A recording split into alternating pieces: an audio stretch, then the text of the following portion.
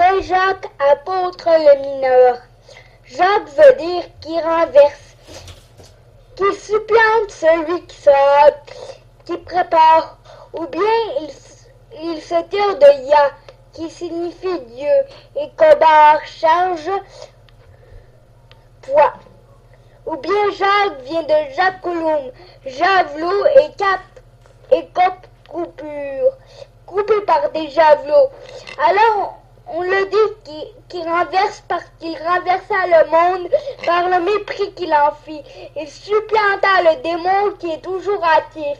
Il prépara son corps à toutes sortes de bonnes œuvres. Les mauvaises passions résident en nous par trois causes, ainsi que le dit Saint Grégoire de Nice, par mauvaise éducation ou conversation, par mauvaise habitude du corps ou par vice d'ignorance. Elles se guérissent, ajoute le même auteur, par la bonne habitude, par le bon exercice et par l'étude de bonnes doctrines. Ce fut ainsi que Saint Jacques se guérit et qu'il eut son corps préparé à toutes sortes de bonnes œuvres. Il fut un poids divin par la gravité de ses mœurs. Il fut coupé par le fer en souffrant le martyre. Saint Jacques apôtre est appelé Jacques d'Alphée, c'est-à-dire fils d'Alphée, frère du Seigneur, Jacques le mineur et Jacques le juste. On l'appelle Jacques d'Alphée, non seulement selon la chair, mais encore selon l'interprétation du nom, car Alphée veut dire docte, document, fugitif ou bien millième. Il est nommé Jacques d'Alphée parce qu'il fut docte par inspiration de science, document par l'instruction des autres, fugitif du monde qu'il méprisa et millième par sa réputation d'humilité. On le nomme frère du Seigneur parce qu'il lui ressemblait au point que beaucoup les prenaient l'un pour l'autre en le voyant. Ce fut pour cela que lorsque les Juifs vinrent se saisir de Jésus-Christ de peur de prendre Jacques à sa place, Judas, qui vivait avec eux, savait les distinguer et leur donna pour signal le baiser. C'est encore le témoignage de saint Ignace à son épître à saint Jean l'Évangéliste, où il dit « Si cela m'est possible, je veux vous aller joindre à Jérusalem pour voir ce vénérable Jacques, surnommé le Juste, qu'on dit ressembler à Jésus-Christ, de figure, de vie et de manière d'être, comme s'il avait été deux jumeaux de la même mère. Ce Jacques dont on dit si je le vois, je vois en même temps Jésus-Christ dans chacun de ses membres. On l'appelle encore frère du Seigneur parce que Jésus-Christ et Jacques, qui descendaient de deux sœurs, descendaient aussi, prétendait-on, de deux frères, Joseph de Cléophas, car on ne le nomme pas frère du Seigneur parce qu'il aurait été le fils de Joseph, l'époux de Marie, mais d'une autre femme, d'après certains témoignages, mais parce qu'il était fils de Marie, fille de Cléophée. Et ce Cléophée fut bien le frère de Joseph, époux de Marie. Quoique maître Jean Belette dise que Alphée, père de Jacques dont nous parlons, frère de Joseph, époux de Marie, ce que personne ne croit. Or les Juifs appelaient frères ceux qui étaient parents de deux souches. Ou bien encore, on l'appelle frère du Seigneur en raison de la prérogative et de l'excellence de sa sainteté par laquelle, de préférence aux autres apôtres, il fut ordonné évêque de Jérusalem.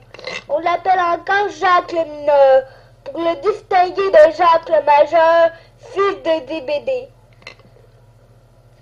Car quoique Jacques de Zébédée eût été plus âgé,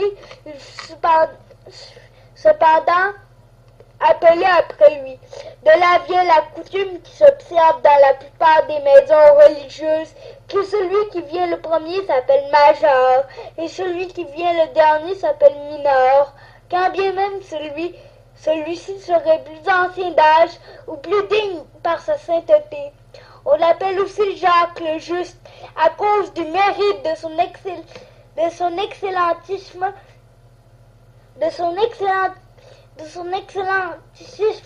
sainteté.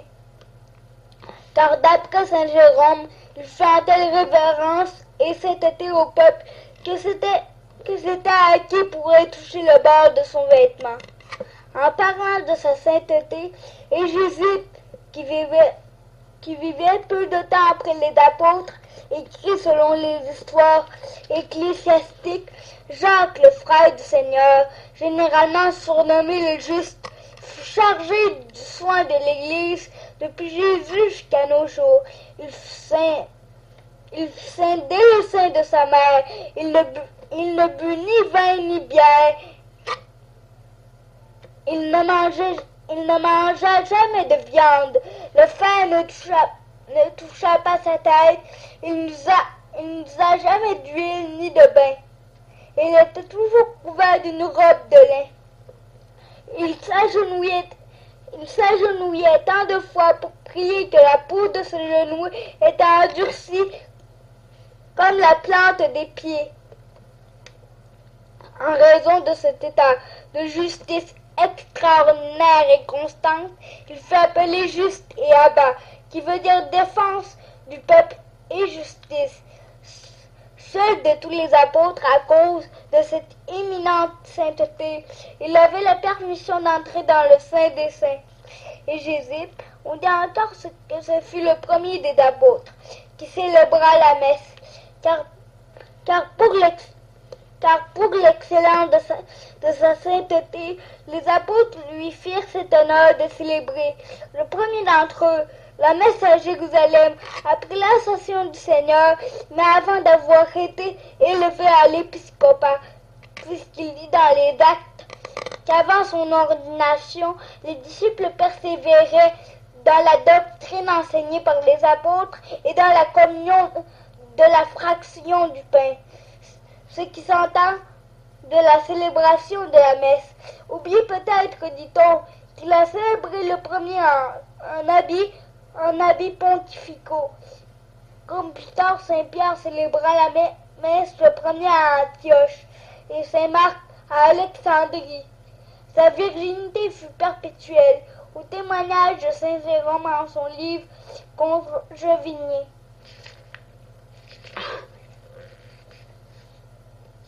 Selon que le rapporte Joseph et Saint Jérôme en son livre des hommes illustres, le Seigneur étant mort la veille du sabbat, Saint Jacques fit vœu de ne point manger avant de l'avoir vu ressusciter d'entre les morts. Et le jour de la résurrection, comme il n'avait pris jusque-là aucune nourriture, le Seigneur lui apparut ainsi qu'à ceux qui étaient avec lui. Il dit, mettez la table et du pain. Puis prenant le pain, il le bénit et donna à Jacques le Juste en disant, lève-toi mon frère, mange, car le Fils de l'homme est ressuscité des morts. La 7e année de son épiscopat. Les apôtres s'étaient réunis à Jérusalem. Saint Jacques leur demanda quelle merveille le Seigneur avait opéré par eux devant le peuple. Ils le lui racontèrent. Saint Jacques et les autres apôtres prêchèrent pendant 7 jours dans le temple, en présence de Caïphe et de quelques autres juifs qui étaient sur le point de consentir à recevoir le baptême, lorsque tout à coup un homme entra dans le temple et se mit à crier, « Ô Israélites, que faites-vous? Pourquoi vous laissez-vous tromper par ces magiciens? » Or, il émut si grandement le peuple qu'on voulait lapider les apôtres. Alors il monta sur les degrés d'où prêchait Saint Jacques et le renversa par terre. Depuis ce temps-là, il boita beaucoup. Ceci arriva à Saint Jacques la 7e année après l'ascension du Seigneur, la 30e année de son épiscopat, Les Juifs n'ayant pu tuer Saint Paul parce qu'il en avait été appelé à César et qu'il avait été envoyé à Rome, tournèrent contre Saint Jacques leur tyrannie et leur persécution. Et Jésus, contemporain des apôtres, raconte, et on les trouve ainsi dans l'histoire ecclésiastique, que les Juifs, cherchant l'occasion de le faire mourir, allèrent le trouver et lui dire: nous t'en prions, détrompe le peuple de la fausse opinion où il est que Jésus le Christ. Nous te conjurons de dissuader au sujet de Jésus tous ceux qui se rassembleront le jour de Pâques. Tous nous obtempérons à ce que tu diras, et nous, comme le peuple, nous rendrons de toi ce témoignage, que tu es juste et que tu ne fais acceptation de personne. Ils le firent donc monter sur la plateforme du temple. Ils lui dirent en criant à haute voix: ô le plus juste des hommes, auquel nous devons tous obéir, puisque le peuple se trompe au sujet de Jésus qui a été crucifié, expose-nous ce qu'il te semble, ce qu'il t'en semble. Alors Saint Jacques répondit d'une voix forte: pourquoi m'interrogez-vous touchant le Fils de l'homme? Voici qu'il est assis dans les cieux, à la droite de la puissance souveraine, et qu'il doit venir pour juger les vivants et les morts. En entendant ces paroles, les chrétiens furent remplis d'une grande joie et écoutèrent l'apôtre volontiers. Mais les pharisiens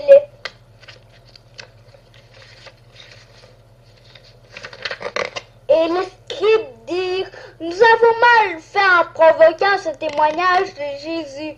Montons donc et nous le précipiterons du haut en bas, afin que les autres effrayés n'aient pas la présomption de le croire. Et tous à la fois s'écriaient avec force: oh, le juste est aussi dans l'erreur. Ils montèrent et le jetèrent en bas. Après quoi, ils l'accablèrent avec une grêle de pierre en disant: lapidons Jacques, le juste.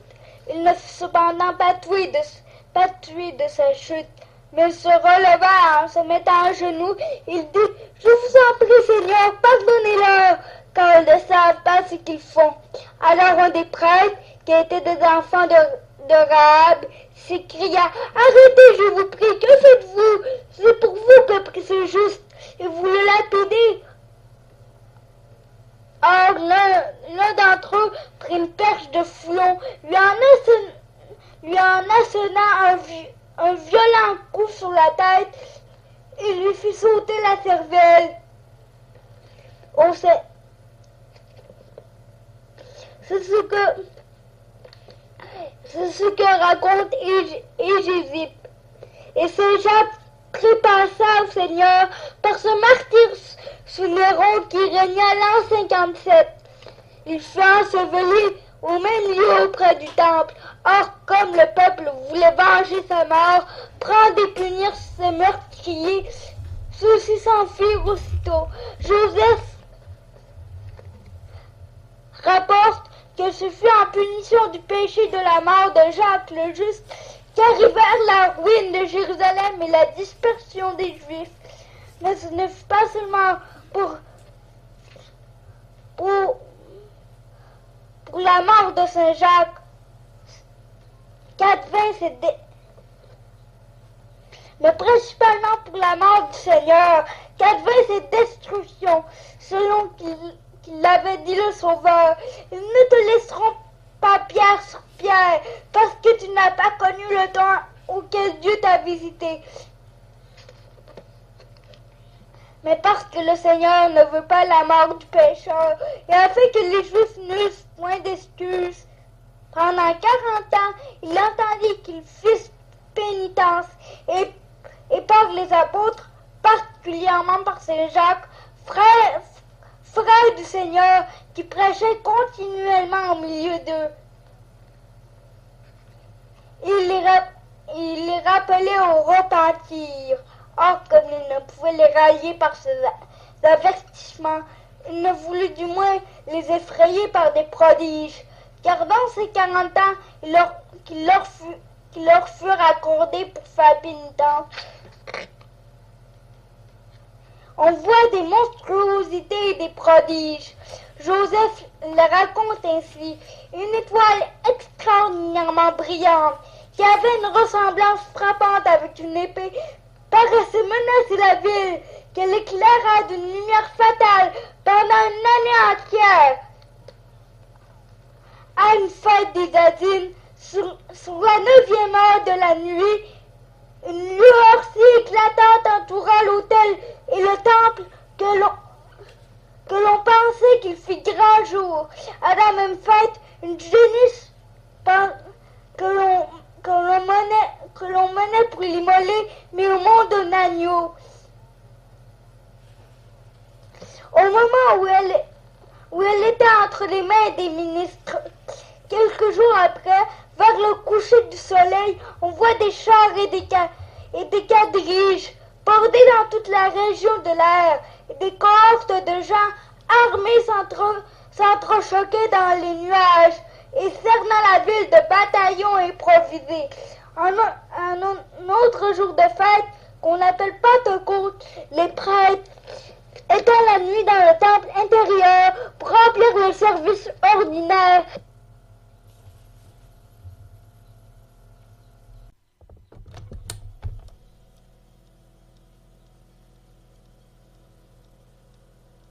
Ils entendirent des voix qui criaient « Sortons de ces demeures !» 4 ans avant la guerre, un homme nommé Jésus, fils d'Ananias, venu à la fête des tabernacles, se mit tout à coup à crier « Voix du côté de l'Orient, voix du côté de l'Occident, voix du côté des 80, voix contre Jérusalem et contre le temple, voix contre les époux et les épouses, voix contre tout le peuple. » Cet homme est pris, battu, fouetté, mais il ne savait dire autre chose. Et plus on le frappait, plus il criait. On le conduit alors au juge. Il l'accable de cruels tourments. Il le fait déchirer au point qu'on voyait ses os. Mais ni une prière, ni une larme. À chaque coup qu'on lui assonnait, il poussait les mêmes cris avec un certain hurlement. À la fin, il ajouta « Malheur, malheur à Jérusalem !» Or, comme les Juifs n'étaient pas convertis par ces avertissements, ils ne s'épouvantaient point de ces prodiges. 40 ans après, le Seigneur amena à Jérusalem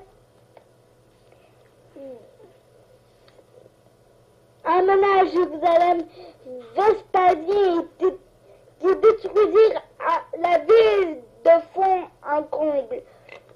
Et voici qu'il les fit venir à Jérusalem. On le trouve dans une histoire apocryphe. Pilate, voyant qu'il avait condamné Jésus innocent, redouta la colère de l'empereur Tibère. Il lui dépêcha pour porter ses excuses un courrier du nom d'Albine. Or, à la même époque, Vespasien avait le gouvernement de la Galatie au nom de Tibère César. Le courrier fut poussé en Galatie par les vents contraires et amené à Vespasien. C'était une coutume du pays que quiconque faisait naufrage appartenait cœur et bien au gouverneur. Vespasien s'informa qui il était, d'où il venait et où il allait. « Je suis, lui répondit-il, habitant de Jérusalem. Je viens de ce pays et j'allais à Rome. » Vespasien lui dit, « Tu viens de la terre des sages. Tu connais la science de la médecine. Tu es médecin. Tu dois me guérir. » En effet, Vespasien, de son enfance, avait une espèce de verre dans le nez. De là son nom de Vespasien. Cet homme lui répondit, « Seigneur, je ne me connais pas en médecine. Ne te puis-je guérir? Ou si ne te puis-je guérir? » Vespasien lui dit, « Si tu ne me guéris, tu mourras. » Albin répondit, « Celui qui a rendu la vie aux aveugles, chassé les démons, ressuscité les morts, celui-là sait que j'ignore l'art de guérir. » Et quel est, répliqua Vespasien, cet homme dont tu racontes ces merveilles? Albin lui dit, c'est Jésus de Nazareth que les Juifs ont tué par jalousie. Si tu crois en lui, tu obtiendras ta guérison. Et Vespasien dit, je crois que puisqu'il a ressuscité les morts, il pourra aussi me délivrer de cette infirmité. Et comme il parlait ainsi, des vers lui tombèrent du nez, et le tout aussi il recouvra la santé. Alors Vespasien, au comble de la joie, dit, je suis certain qu'il fut le Fils de Dieu, celui qui a pu me guérir. Eh bien, j'en demanderai l'autorisation à César. J'irai à main armée à Jérusalem, anéantir tous les traîtres et les meurtriers de Jésus. Puis il dit à Albin, le messager de Pilate, avec ma permission, tu peux retourner chez toi. Ta vie était bien sauf.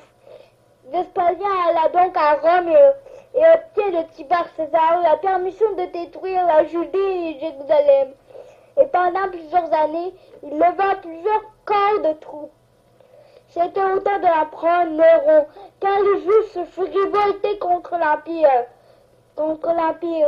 Ce qui prouve d'après les chroniques qu'il ne le fit pas par zèle pour Jésus-Christ, mais parce que les Juifs avaient secoué la domination des Romains. Vespasien arriva donc à Jérusalem avec une nombreuse armée, et au jour de Pâques, il investit la ville de toutes parts. Il enferma une multitude infinie de Juifs venus pour célébrer la fête. Pendant un certain espace de temps, avant l'arrivée de Vespasien à Jérusalem, les fidèles qui se trouvaient investis par le Saint-Esprit de s'en aller se retirèrent dans une ville nommée Péla, au-delà du Jourdain, afin que les hommes saints ayant quitté la cité, la justice divine pût exercer sa vengeance sur ce pays sacrilège et sur ce peuple maudit. La première ville de la Judée attaquée fut celle de Jonapatam, dont Joseph était le commandant et le chef. Mais cependant, comme il voyait la ruine prochaine de cette place, il prit 11 Juifs avec lesquels il s'enferma dans un souterrain, où après avoir éprouvé pendant 4 jours les horreurs de la faim, ces Juifs, malgré Joseph, aimèrent mieux mourir que de se soumettre au joug de Vespasien. Ils préféraient se tuer les uns les autres et offrir leur sang en sacrifice à Dieu. Or, parce que Joseph était le plus élevé en dignité parmi eux, il voulait le tuer le premier, afin que Dieu fût plus vite apaisé par l'effusion de son sang, ou bien ils voulaient se tuer mutuellement. C'est ce qu'on voit en une chronique, afin de ne pas se rendre aux Romains. Mais Joseph, en homme de prudence, qui ne voulait pas mourir, s'établit juge de la mort et du sacrifice, et ordonna qu'on tirerait au sort 2 par 2, à qui serait tué le premier par l'autre. On tira donc le sort qui livra à la mort tantôt l'un, tantôt l'autre, jusqu'au dernier, avec lequel Joseph avait attiré lui-même. Alors Joseph, qui était fort et adroit, lui enleva son épée et lui demanda de choisir la vie ou la mort, en lui intimant l'ordre de se prononcer sur le champ. Cet homme effrayé répondit, je ne refuse pas de vivre. Si grâce à vous, je peux conserver la vie. Alors Joseph parla en secret à un des familiers de Vespasien, que lui-même connaissait bien aussi, et demanda qu'on lui laissât la vie. Et ce qu'il demanda, il obtint. Alors quand Joseph était amené devant Vespasien, celui-ci lui dit, tu aurais mérité la mort si tu n'avais été délivré par les sollicitations de cet homme. S'il y eut quelque chose de mal fait, répondit Joseph, on peut le tourner à bien. Vespasien répondit, que peut-il faire? Joseph lui dit, je peux faire quelque chose, si je sais me faire écouter favorablement. Vespasien répondit, sois, parle convenablement ici, et si tu dis quelque chose de bon, on t'écoutera tranquillement. Joseph reprit, l'empereur romain est mort, et le Sénat t'a fait empereur. Puisque tu es prophète, dit Vespasien, pourquoi n'as-tu pas prédit à cette ville qu'elle devait tomber en mon pouvoir? Je lui ai prédit pendant 40 jours, répondit Joseph. En même temps arrivent les députés romains, proclament que Vespasien est élevé à l'Empire, et le conduisirent à Rome. Eugène, dans cette chronique, témoigne aussi que Joseph prédit à Vespasien et la mort de l'empereur et son élévation. Alors Vespasien laissa son fils au siège de Jérusalem. Or, celui-ci, apprenant que son père avait été proclamé empereur,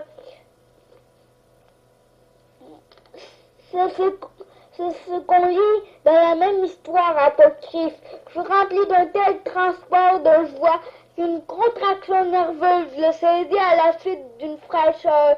Il fut paralysé d'une jambe. Joseph, apprenant que Tite était paralysé, rechercha avec un soin extrême la cause et les circonstances de cette maladie.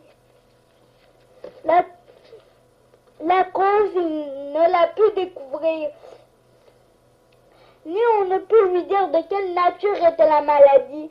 Pour le temps où elle s'est déclarée, il apprend que c'est un an annoncer que son père était élu empereur. Un homme prévoyant et sage, Joseph, qui lui fit retrouver la nature de la maladie par la circonstance où il s'était déclaré savoir que sa position était le résultat d'un excès de joie et d'allégresse. Or, ayant remarqué que les contraires se guérissent par les contraires, sache encore que ce qui est occasionné par l'amour se détruit souvent par la douleur. Il se mit à chercher, s'il ne trouvait personne en but, à l'inimité de ce prince. Il y avait un esclave, tellement en charge à titre qu'il lui suffisait de le regarder pour être tout bouleverser son nom. Et il ne pouvait même entendre prononcer. Joseph dit alors à Tite, si tu souhaites être guéri, accueille bien tous ceux qui seront de ma compagnie, de ma compagnie. Tite répondit, quiconque viendra en ta compagnie peut être certain d'être bien reçu. Aussitôt Joseph fit préparer un festin, place à sa table vis-à-vis de celle de Tite, et fit mettre l'esclave à sa droite. En le voyant, Tite contrarié, frémit de mécontentement, et comme la joie l'avait refroidi, la fureur où il se mit le réchauffa. Ses nerfs se détendirent et il fut guéri. Après quoi, Tite rendit ses bonnes grâces à son esclave et accorda son amitié à Joseph. Peut-on s'en rapporter à cette histoire apocryphe? Est-elle ou non digne de récit? J'en laisse l'appréciation au lecteur. Or, le siège de Jérusalem dura 2 ans.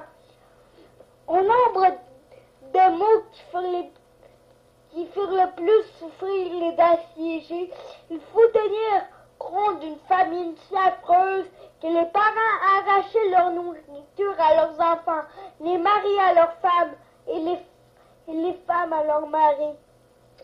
Non seulement d'entre les plus robustes par l'âge, semblables à des spectres errants par les rues, tombaient d'inanition tant il était pressé par la faim.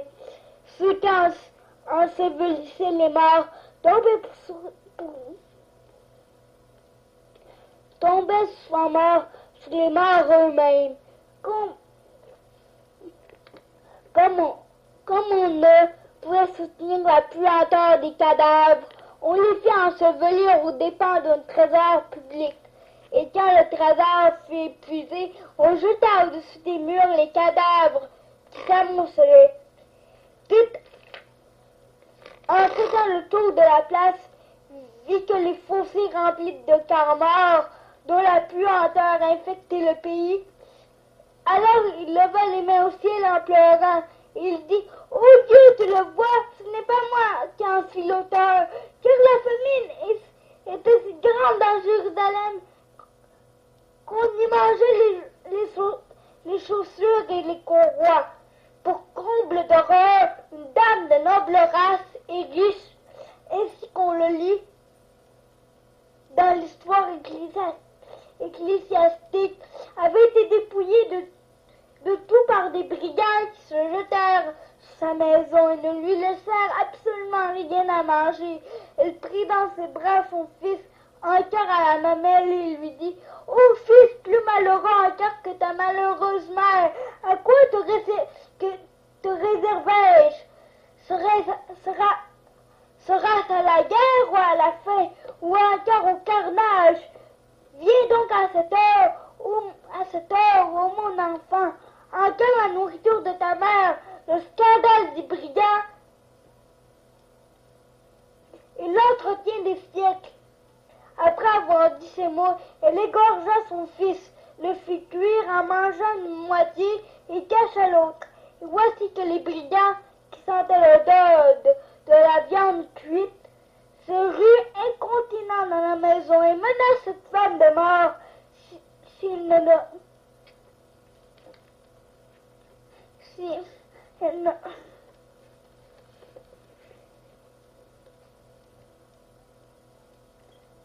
ne leur donne la viande. Alors il découvrit les membres de l'enfant. « Voici, dit-elle, à vous a été réservée la meilleure part. » Mais ils furent saisis d'une horreur telle qu'ils ne purent parler. « C'est mon fils, ajouta-t-elle. C'est moi qui ai commis le crime. Mangez sans crainte. J'ai mangé la première de l'enfant que j'ai mis au monde. N'ayez garde d'être plus religieux qu'une mère et plus délicat que des femmes. Si la pitié vous domine et si vous éprouvez de l'horreur, je mangerai tout entier ce que j'ai déjà mangé une moitié. » Les brigands se retirèrent tout tremblants et effrayés. En fait, la seconde année de l'empire de Vespasien, tout prit Jérusalem, la ruina, détruisit le temple jusque dans ses fondements. Et de même que les Juifs avaient acheté Jésus-Christ 30 deniers, de même Tite fit vendre 30 Juifs pour un dernier. D'après le récit de Joseph, 97 000 Juifs furent vendus et 1100 000 périrent par la faim et par l'épée. on l'a interprété en entrant dans Jérusalem, vit un mur d'une grande épaisseur et le fit creuser. Quand on y eut percé un trou, on y trouva dans l'intérieur un vieillard vénérable par son aspect et ses cheveux blancs. Interrogé qui il était, il répondit qu'il était Joseph, de la ville de Judée nommé Arimathie, qui avait été enfermé et mûri là pour avoir enseveli Jésus-Christ. Et il ajouta que depuis ce moment, il avait été nourri d'un aliment céleste et fortifié par une lumière divine. Pourtant, l'évangile de Nicodème dit que les Juifs ayant reclus Joseph, Jésus-Christ en ressuscitant, le tira de là et le conduisit à Arimathie. On peut dire alors qu'après sa délivrance, Joseph ne cessa de prêcher Jésus-Christ et qu'il fut reclus une seconde fois. L'empereur Vespasien était mort. Dès que son fils lui succéda à l'Empire, ce fut un prince rempli de clémence, d'une générosité et d'une bonté telle que selon le dire d'Eusèbe dans sa chronique,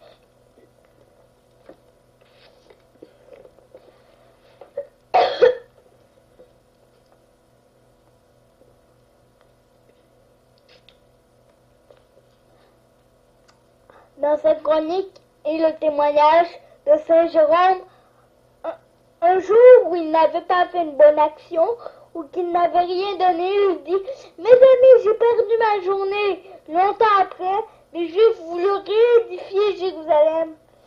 Étaient sortis de bon matin, ils trouvèrent plusieurs croix tracées par la rosée et ils s'enfuirent effrayés.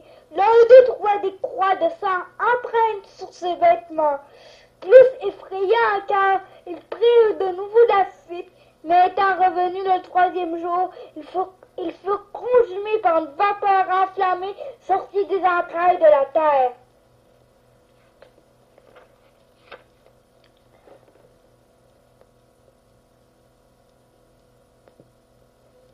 Saint Jacques le Majeur.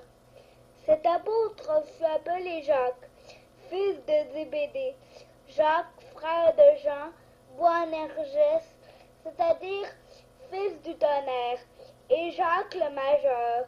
On appelle Jacques fils de Zébédée, non pas seulement parce qu'il fut son fils selon la chair, mais pour faire comprendre son nom. Zébédée signifie donnant ou donner, et Saint Jacques se donna lui-même à Jésus-Christ par sa mort qui fut un martyr. Et il a été donné de Dieu pour être notre patron spirituel. On l'appelle Jacques, frère de Jean, parce qu'il fut son frère et selon la chair et selon la ressemblance de la conduite. Tous les deux, en effet, eurent le même zèle, le même désir de savoir et firent les mêmes souhaits. Ils eurent le même zèle pour venger le Seigneur. En effet, comme les Samaritains ne voulaient recevoir Jésus-Christ, Jacques et Jean dirent: voulez-vous que nous commandions que le feu du ciel descende et qu'il consume ces gens-là? Ils eurent le même coup pour apprendre. Ce furent eux principalement qui interrogèrent Jésus-Christ au sujet du jour du jugement et des autres choses à venir. Ils firent les mêmes souhaits, car tous les deux voulurent avoir leur place pour s'asseoir l'un à la droite et l'autre à la gauche de Jésus-Christ. On l'appelle fils du tonnerre, en raison du bruit que faisaient ses prédications, parce qu'il effrayait les méchants, il excitait les paresseux, et il s'attirait l'admiration générale par la profondeur de ses paroles. Il en fut de lui comme de Saint Jean, dont Bède dit: il a retenti si haut que s'il le retentit un peu plus, le monde entier n'aurait pu le contenir. On l'appelle Jacques le Majeur, comme l'autre est appelé le mineur. Premièrement, en raison de vocation, car il fut appelé le premier par Jésus-Christ. Deuxièmement, en raison de familiarité, car Jésus-Christ paraît avoir été plus familier avec lui qu'avec l'autre. On en a la certitude, puisque le Sauveur l'admettait dans ses secrets. Alors il a mis à la résurrection de la jeune fille et à sa glorieuse transfiguration.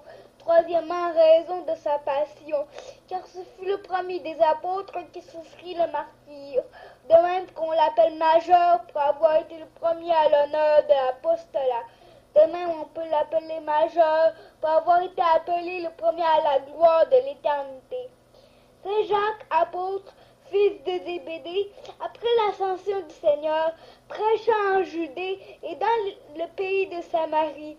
Il vint enfin en Espagne pour y semer la parole de Dieu. Mais comme il voyait que ces paroles ne profitaient pas et qu'il n'y avait gagné que 9 disciples, il en laissa 2 seulement pour prêcher dans les pays. Il revient avec les autres en Judée. Cependant, maître Jean Belet dit qu'il ne convertit qu'un seul homme en Espagne. Pendant qu'il prêchait en Judée la parole de Dieu, un magicien nommé Hermogène, d'accord avec les pharisiens, envoya à Saint Jacques un de ses disciples, nommé Philétus, pour prouver à l'apôtre que ce qu'il annonçait était faux. Mais l'apôtre, l'ayant convaincu devant une foule de personnes par des preuves évidentes et opéré par sa présence de nombreux miracles, Philétus revint trouver Hermogène en justifiant la doctrine de Saint Jacques. Il raconta en outre les miracles opérés par le saint, déclara vouloir devenir son disciple et l'exhorta lui-même à l'imiter. Mais Hermogène, en colère, le rendit tellement immobile par sa magie, dit-il, par sa magie, qu'il ne pouvait remuer un seul membre. Nous verrons, dit-il, si ton Jacques te délira. Philétus informa Jacques de cela par son valet. L'apôtre lui envoya son suaire et dit qu'il prenne ce suaire et qu'il dise: le Seigneur relève ceux qui sont abattus, il délie ceux qui sont enchaînés. Et aussitôt qu'on eut touché Philétus avec le suaire, il fut délié de ses chaînes, se moqua des sortilèges d'Hermogène et se hâta d'aller trouver Saint Jacques. Hermogène, irrité, convoqua les démons et leur ordonna de lui amener Jacques, garrotté avec Philétus, afin de se venger d'eux et qu'à l'avenir les disciples de l'apôtre n'eussent plus l'audace de l'insulter. Or les démons qui vinrent vers Jacques se mirent à hurler dans l'air en disant: Jacques, apôtre, ayez pitié de nous, car nous brûlons dès avant que notre temps soit venu. Saint Jacques leur dit: pourquoi êtes-vous venus vers moi? Ils répondirent: c'est Hermogène qui nous a envoyés pour nous amener avec lui, avec Philétus. Mais à peine nous dirigions-nous vers vous que l'ange de Dieu nous a liés avec des chaînes de feu et nous a beaucoup tourmentés. Que l'ange du Seigneur vous délie, reprit l'apôtre.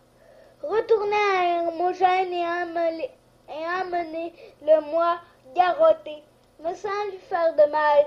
Ils s'en allèrent donc prendre Hermogène, lui lièrent les mains derrière le dos et l'emmenèrent ainsi garrotté à Saint-Jacques, en disant: où tu nous as envoyés, nous avons été brûlés et horriblement tourmentés. Et les démons dirent à Saint-Jacques: mettez-le sous notre puissance, afin que nous vengions des injures que vous avez reçues et du feu qui nous a brûlés. Saint Jacques leur dit: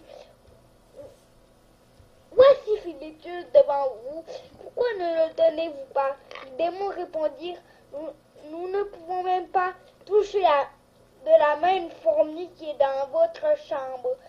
Saint Jacques alors dit à Philétus: afin de rendre le bien pour le mal, selon que Jésus-Christ nous l'a enseigné. Hermogène, vous alliez vous déliez-le. Hermogène libre resta confus. Saint-Jacques lui dit, va librement où tu voudras, car nous n'avons pour principe de convertir quelqu'un malgré soi. Hermogène répondit, je connais trop la rage des démons. Si vous ne me donnez un objet que je porte avec moi, ils me tueront. Saint Jacques lui donna son bâton.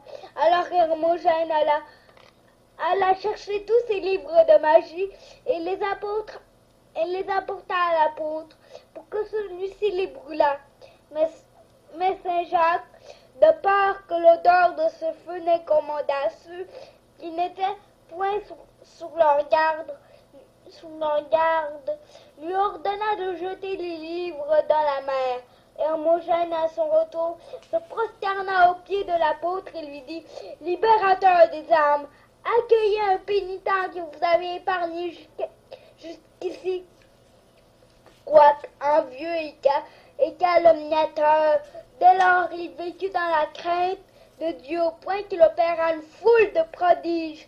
Alors les Juifs, transportés de colère, envoyèrent Hermogène converti, vers trouver Saint Jacques. Ils lui reprochèrent de presser Jésus crucifié, mais leur prouva avec évidence par les Écritures la venue du Christ et sa passion, et plusieurs crurent. Or, Abiatar, qui était grand prêtre cette année-là,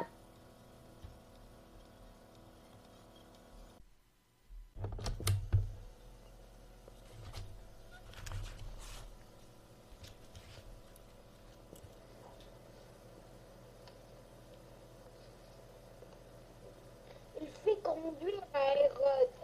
Agrippa l'apôtre une corde au cou. Le prince ordonna de décapiter Saint Jacques, et un paralytique couché sur le chemin lui cria de le guérir. Saint Jacques lui dit, au nom de Jésus-Christ, pour la foi duquel on va me couper la tête, laisse-toi guérir et bénis ton Créateur.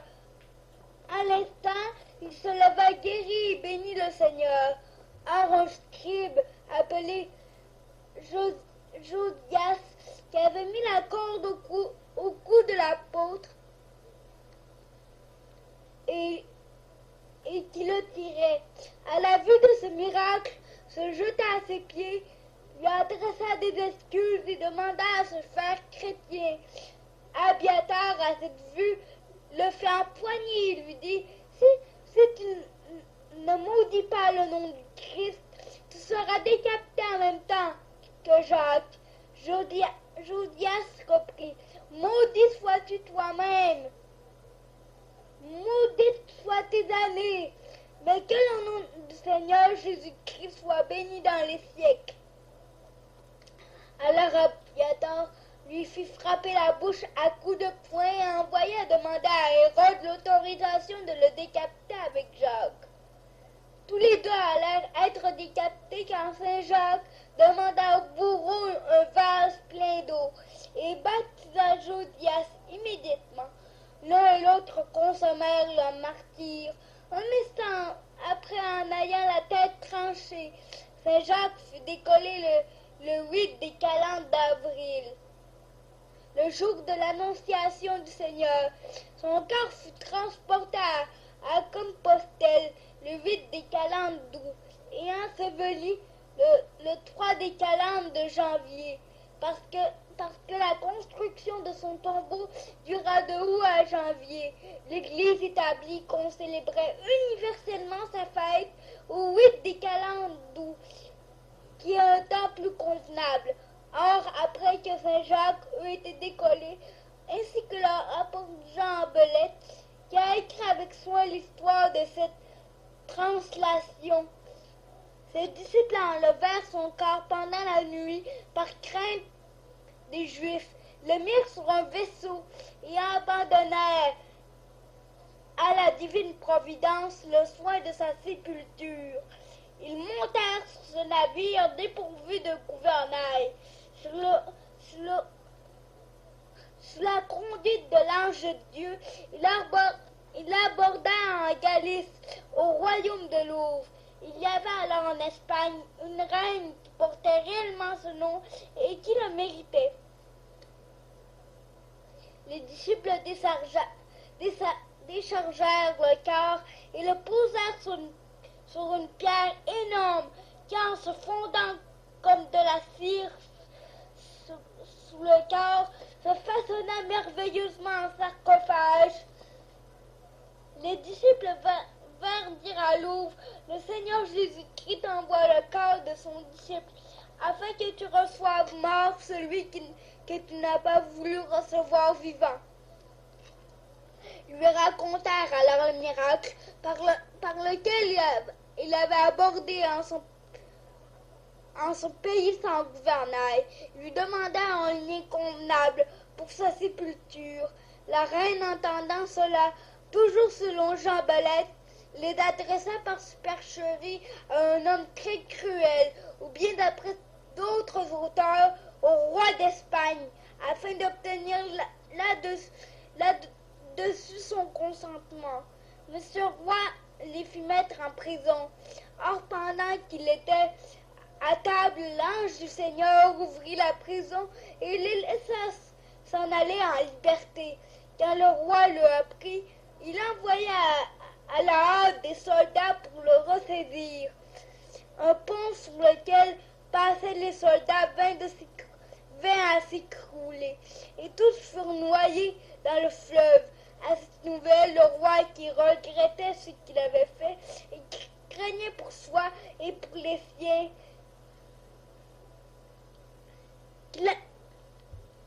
envoya prier les disciples de revenir chez lui et leur permit de lui demander tout ce qu'ils voudraient.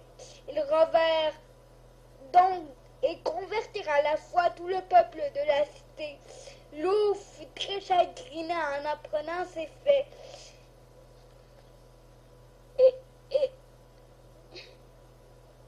Et quand les disciples l'avèrent trouvé pour lui présenter l'autorisation du roi, il lui répondit, prenez mes bœufs qui sont en tel endroit ou sur la montagne, attelez-les à un char, portez le cœur de votre maître, puis dans le lieu qu'il vous plaira, bâtissez à votre goût. Or qu'il parlait à Louvre, car il savait que ces bœufs étaient des taureaux indomptés, sauvages. C'est pour cela qu'il pensa qu'on ne pourrait ni les réunir, ni les atteler. Ou bien que si on pouvait les accoupler, ils couraient ça et là, briseraient le char, renversaient le corps et tueraient les conducteurs eux-mêmes. Mais il n'y a point de sagesse contre Dieu. Ceux-ci, ne soupçonnant pas malice, gravissent la montagne où ils rencontrent un dragon qui respire du feu. Il allait arriver sur eux. Quand ils firent le signe de la croix pour se défendre, ils coupèrent ce dragon par le milieu du ventre.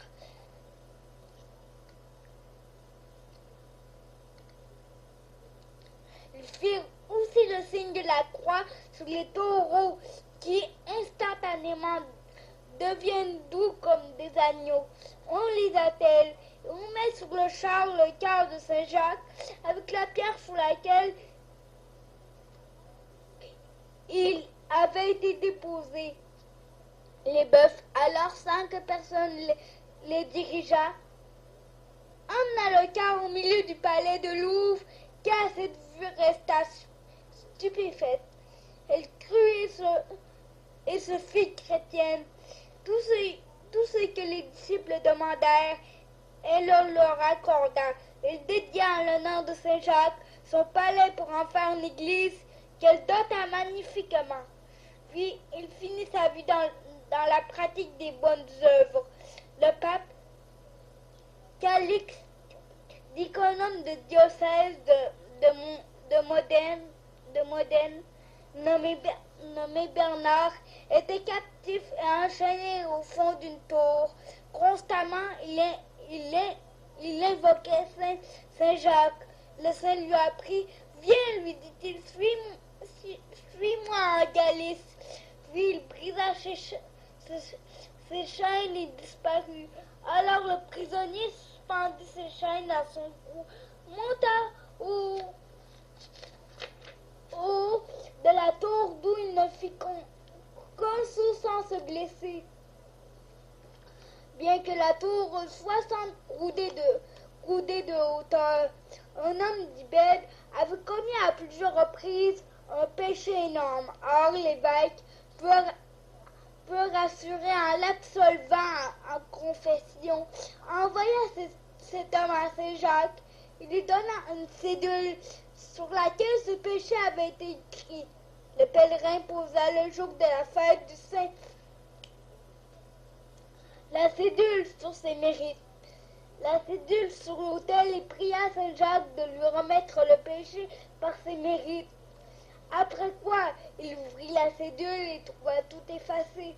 Il rendit grâce à Dieu et à Saint-Jacques et raconta publiquement le fait à tout le monde. 30 hommes de la Lorraine, au rapport de Hubert de Besançon, allèrent vers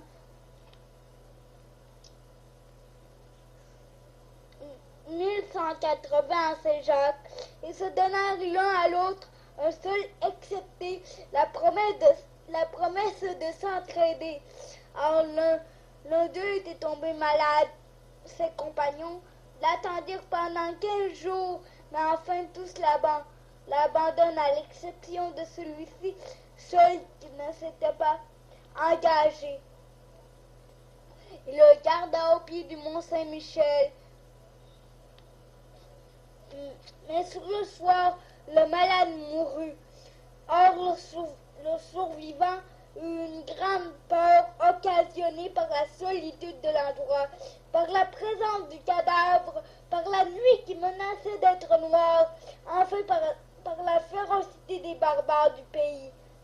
Un instant, Saint-Jacques lui apparut sous la figure d'un chevalier et le consola en disant « Donne-moi ce mort, et toi, monte derrière moi sur le cheval. » Je fis ainsi que cette nuit-là, avant le lever du soleil, il fit 15 journées de cheval et arriva à Montjoie, qui n'était qu'à un demi-lieue de Saint-Jacques. Là, le Saint les mit à terre et commanda de convoquer les chanoines de Saint-Jacques pour ensevelir le pèlerin qui était mort, et de dire à ses compagnons que pour avoir manqué à leur promesse, leur pèlerinage ne vaudrait rien. Le pèlerin accomplit ses ordres, et ses compagnons furent très saisis, et pour le chemin qu'il avait fait, et des paroles qu'il leur rapporta avoir été dites par Saint-Jacques. D'après le pape Calixte, un Allemand allant avec son fils à Saint-Jacques, vers l'an du Seigneur 1190, s'arrêta pour loger à Toulouse chez un autre qui l'enivra et cacha une coupe d'argent dans sa malle.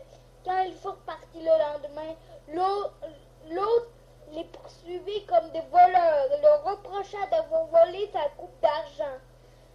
Comme il lui disait qu'il les fit punir s'ils pouvaient trouver la coupe sur eux, on ouvrit la malle et on trouva l'objet. On les traîna de suite chez le juge. Il y eut un jugement qui prononçait que tout leur avoir fait adjuger à l'autre et que l'un des deux serait pendu. Mais comme le père voulait mourir à la place du fils et le fils à la place du père, le fils pendu et le père continua. Tout chagrin. Sa route vers Saint-Jacques. Or, 26 jours après, il revint, s'arrêta auprès du cœur de son fils et il poussa des cris lamentables. Quand voici que le fils, attaché à la potence, se met à le consoler en disant « Très doux père, Ne pleure pas, car je n'ai jamais été si bien jusqu'à ce jour. Jusqu'à ce jour, Saint Jacques m'a sustenté et il me restaure d'une douce il me restaure d'une douceur céleste. En entendant cela, le père courut à la ville. Le peuple vint, détacha le fils du pèlerin qui était sain et sauf et perdit l'autre. Hugues de Saint-Victor raconte qu'un pèlerin alla à Saint-Jacques. Quand le démon lui apparut sur la figure de ce saint, lui rappelant toutes les misères de la vie présente, il ajouta qu'il serait heureux s'il se tuait en son honneur. Le pèlerin saisit une épée et se tua tout aussitôt. Et comme celui chez lequel il avait reçu l'hospitalité passait pour suspect et craignait beaucoup de mourir, voilà que à l'instant le mort ressuscite et dit qu'au moment où le démon, à la persuasion duquel il s'était donné la mort, le conduisit au supplice, le bienheureux Jacques était venu. L'avait arraché des mains du démon et l'avait mené au trône du souverain juge. Et là, malgré les accusations du démon, il avait obtenu d'être rendu à la vie, un jeune homme du territoire de Lyon. Selon le récit de Hugues, abbé de Cluny, avait coutume d'aller souvent à Saint-Jacques et avec dévotion. Une fois qu'il y voulait aller, il tomba cette nuit-là même dans le péché de fornication. Il partit donc, et une nuit le diable lui apparut sous la figure de Saint-Jacques et lui dit: sais-tu qui je suis? Le jeune homme lui demanda qui il était, et le diable lui dit: je suis l'apôtre Jacques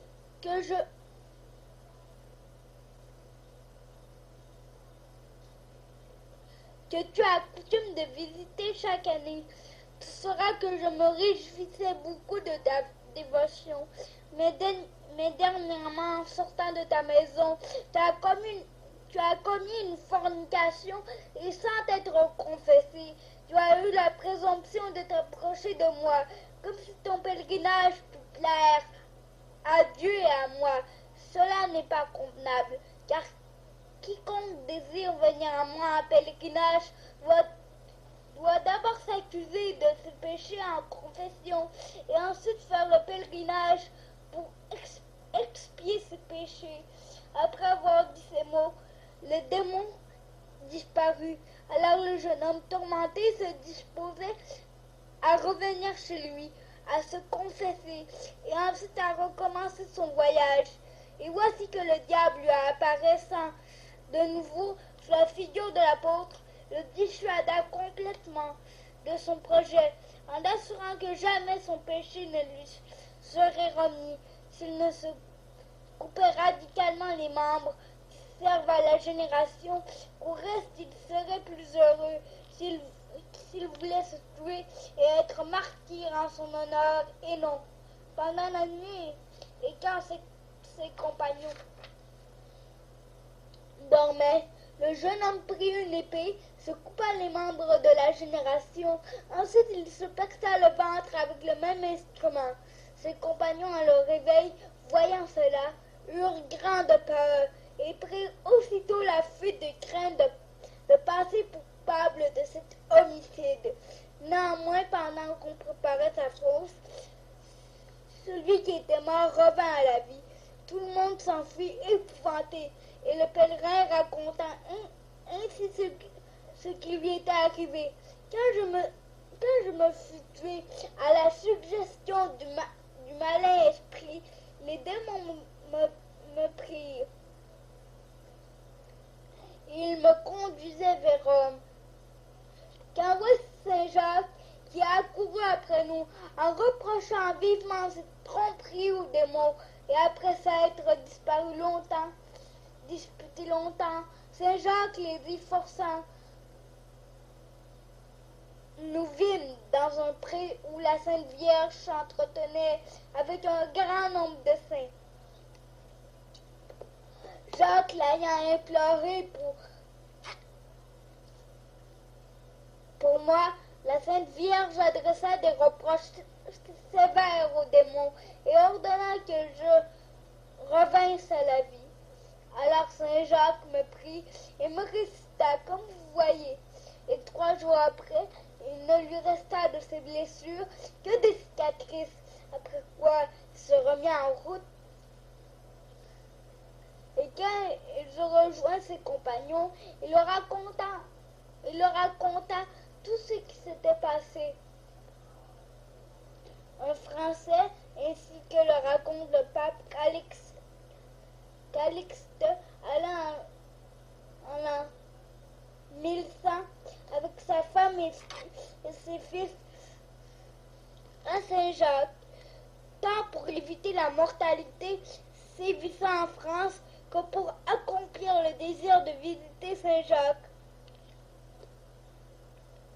Arrivé à Pampelune, sa femme mourut et son hôte s'empara de tout son argent et du cheval qui servait de monture à ses enfants. Il s'en alla désolé portant plusieurs de ses enfants.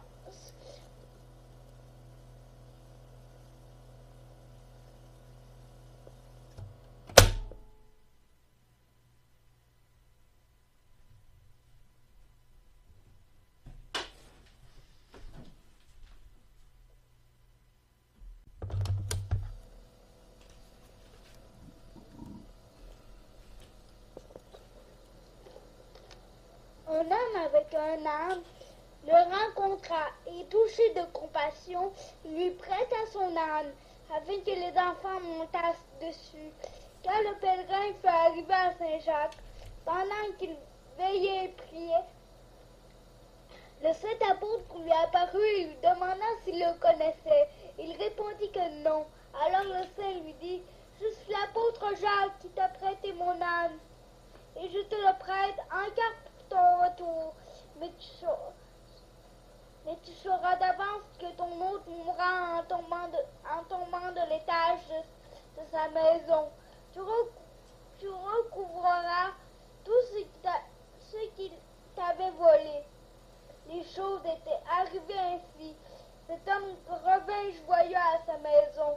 Quand il eut descendu ses enfants de dessus l'âne, cet animal disparut. Un marchand, injustement dépouillé par un tyran, était détenu en prison et invoquait Saint-Jacques à son secours. Saint-Jacques lui apparut en présence de ses gardes et le conduisit jusqu'au haut de la tour, qui s'abaissa aussitôt de telle sorte que le sommet était au niveau de la terre. Il en descendit sans faire un saut et s'en alla délivrer. Les gardes qui le poursuivaient passèrent auprès de lui sans le voir. Hubert de Besançon raconte que 3 militaires de diocèse de Lyon allaient à Saint-Jacques, l'un d'eux à la prière d'une pauvre femme qui le lui avait demandé pour l'amour de Saint-Jacques, portait sur son cheval un petit sac qu'elle avait. Plus loin, elle rencontra un homme malade et qui n'avait plus la force de continuer sa route. Elle le mit encore sur son cheval. Quant à lui, il portait le bourdon du malade, avec le sac de la femme, en suivant l'animal. Mais la chaleur du soleil et la fatigue du chemin l'ayant accablé à son arrivée en Galice, il tomba très gravement malade. Et comme ses compagnons l'intéressaient au salut de son âme, il resta muet pendant 3 jours.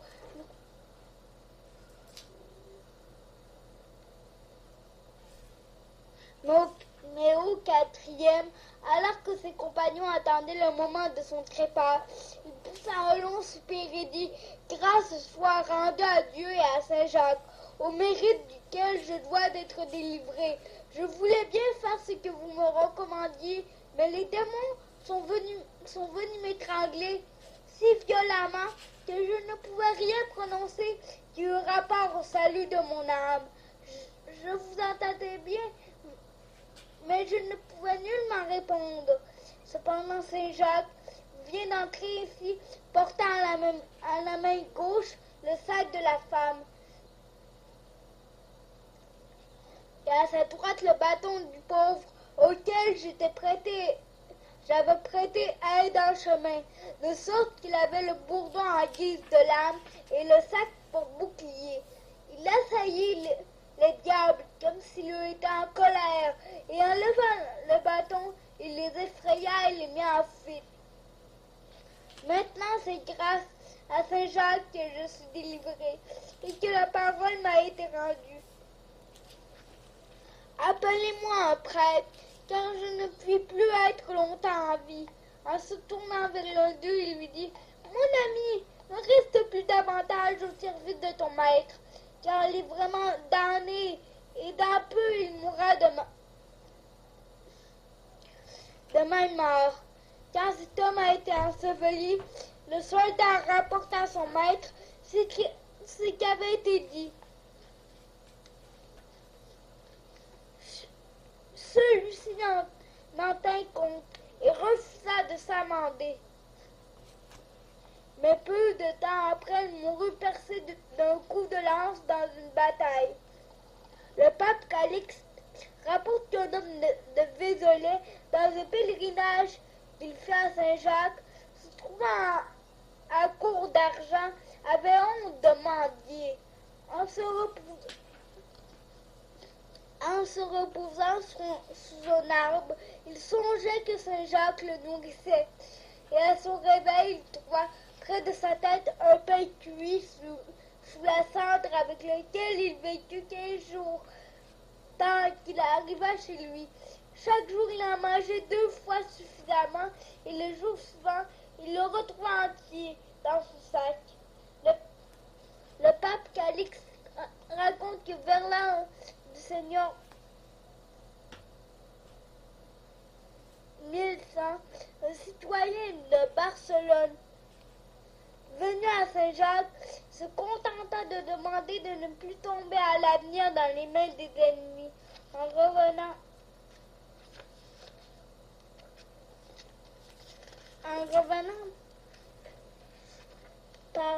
par la Cilice,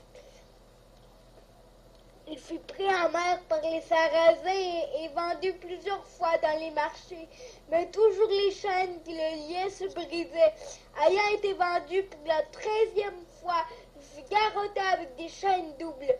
Alors il invoqua Saint Jacques qui lui a apparu et lui dit, « Quand tu étais dans mon église, tu as demandé la délivrance du cœur au préjudice du salut de ton âme. C'est pour cela que tu es tombé dans ces périls. Mais parce que le Seigneur est miséricordieux, il m'a envoyé pour te racheter. » À l'instant, ces chaînes se rompirent et passant à travers le pays et les châteaux des Sarrasins, emportant avec lui une partie de sa chaîne pour témoigner du miracle. Il arriva dans son pays. Au vu et à l'admiration de tous, lorsque quelqu'un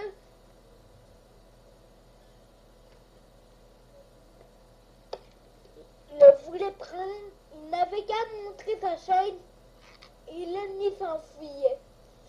Et quand les lions et autres bêtes féroces voulaient se jeter sur lui en passant dans les déserts, seulement en voyant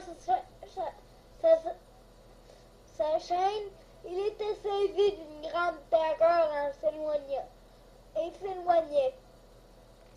L'an du Seigneur 1238, la veille de Saint-Jacques, en un château appelé Prato, situé entre Florence et Pistoia, un jeune homme déçu par une simplicité grossière mit le feu au blé de son tuteur qui voulait usurper son bien.